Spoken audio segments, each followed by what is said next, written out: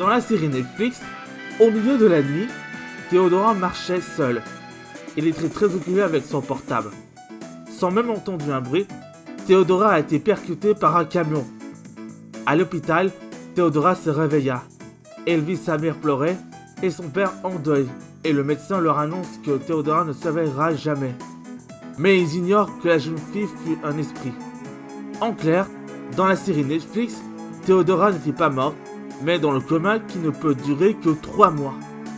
Dans la version cinématographique, Théodora était la fille unique de la famille Villavicencio et mène une vie paisible à Puebla. Mais même si elle est riche, elle est amie avec Tonita San Juan, la grand-mère de Léo, et Xochitl. Tout se passe bien jusqu'à une horrible tragique.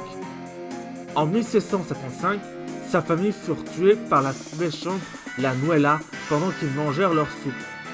Théodora et ses 2 amis furent épargnés, mais devaient être sacrifiés par la sorcière aux côtés de ses amis. Cependant, Tonita, elle a survécu, mais pas Théodora et Xochitl. Après que la Nuela est vaincue par les hommes de frère Godofredo, les fantômes de Théodora et Xochitl sont libres et hantent le manoir de la famille Villavicencio pendant 53 années. Cependant, ils ne rendent pas compte que la famille Villavicencio sont composée de 10 personnes. Donc si on fait le calcul, il y a 7 morts et 3 vivants dans l'univers cinématographique, même si certains n'apparaissent pas dans le film. Théodora aura 3 membres de sa famille en vie et ça explique dans le film La Leyenda de Cerro Negro que Leonora fait son apparition.